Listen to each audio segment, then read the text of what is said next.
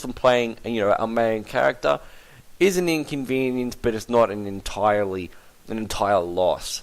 You can go play another character, you can go get more gear on that guy, and you can play that character differently. I don't know, but I just think it'd be better if they removed the lockout period and just made you lose your gear, or at least had a 3-hour lockout period.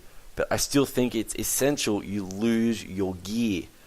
That is the best motivator. The fact you're going to lose all your goddamn guns, that kind of thing, that is a pain in the ass. But I suppose when you lose your gear, you get pissed off and you don't really play for a while. So they balance it out. I think we'll just have to wait and see what it's really like when we get in game. I just thought I'd voice my concerns.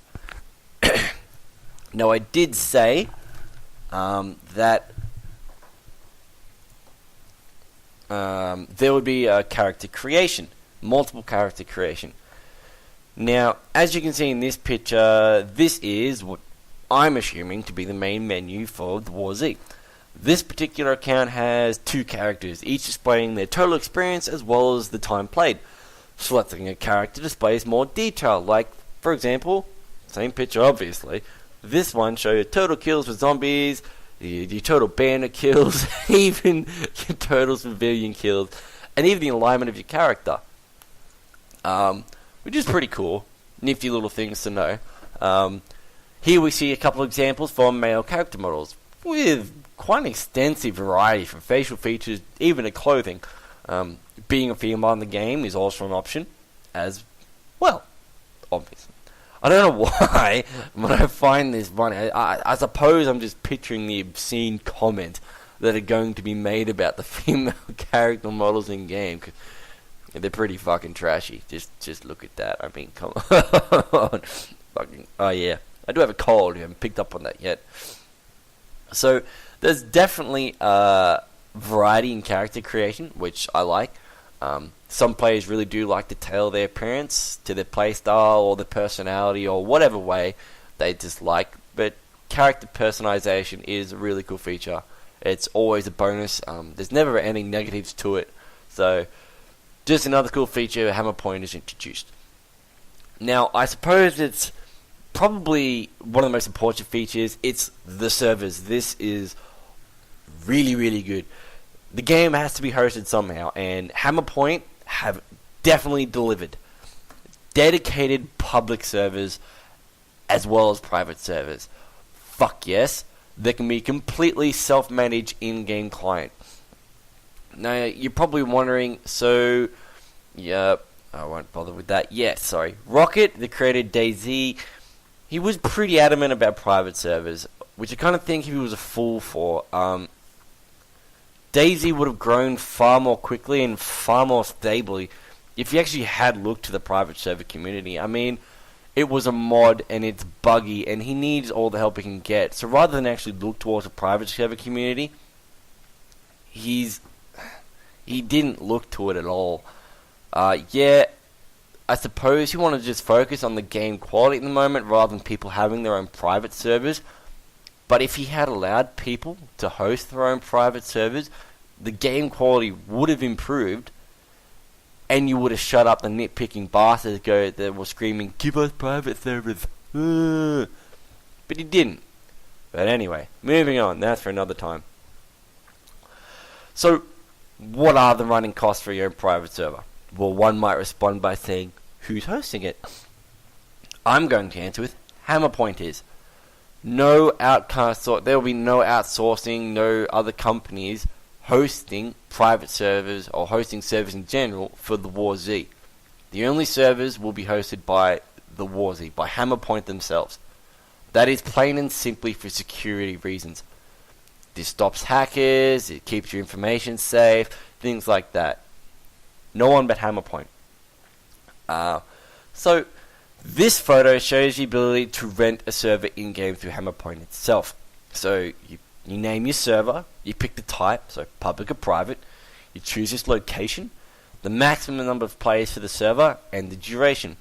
Now, this specific server has a player count of 200 for 2 months at $90, which is fucking cheap.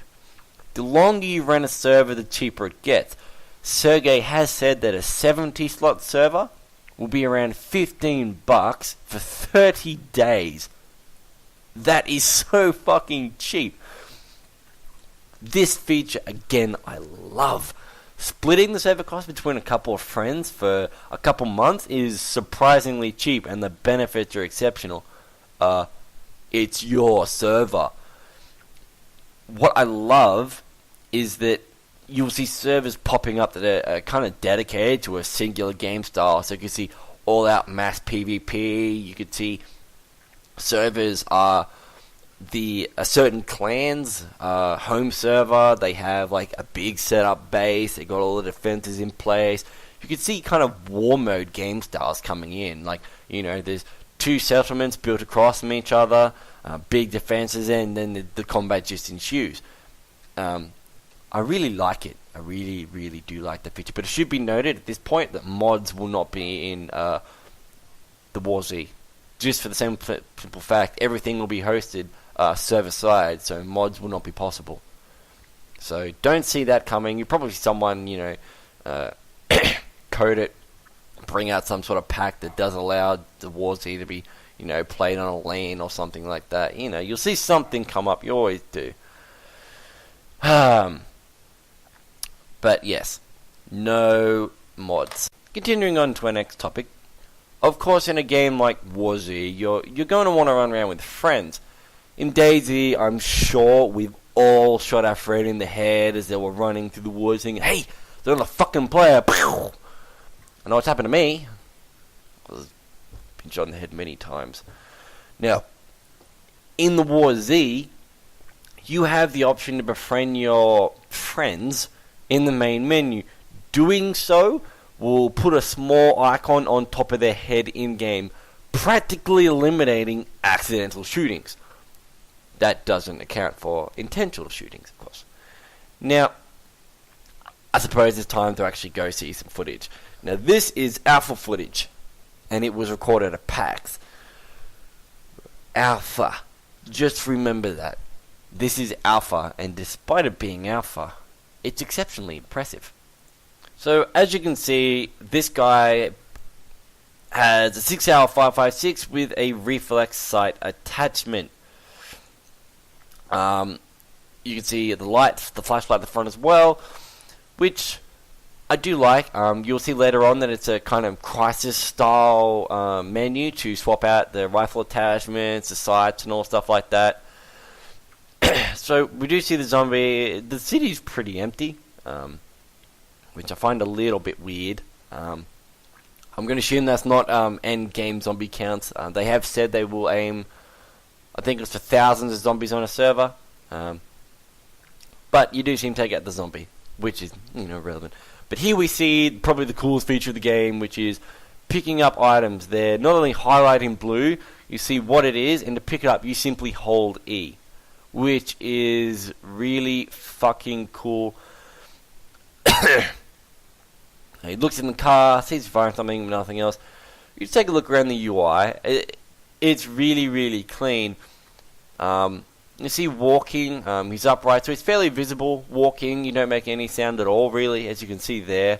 You can look at his action bars. You can see he can drop your ammo down into the action bars.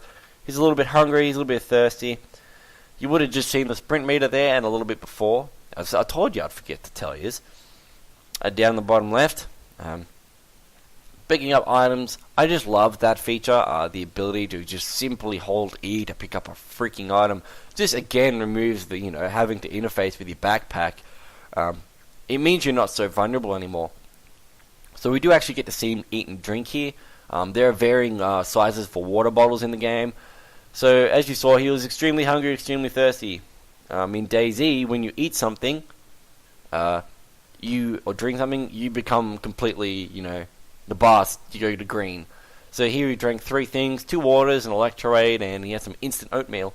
And that instant oatmeal only took him up like a quarter, because he was already at a quarter, quarter of his entire bar, 3 drinks, completely rehydrated him. There is a guy up there, that is his friend, he's trying to meet up with his friend. Now, you can see if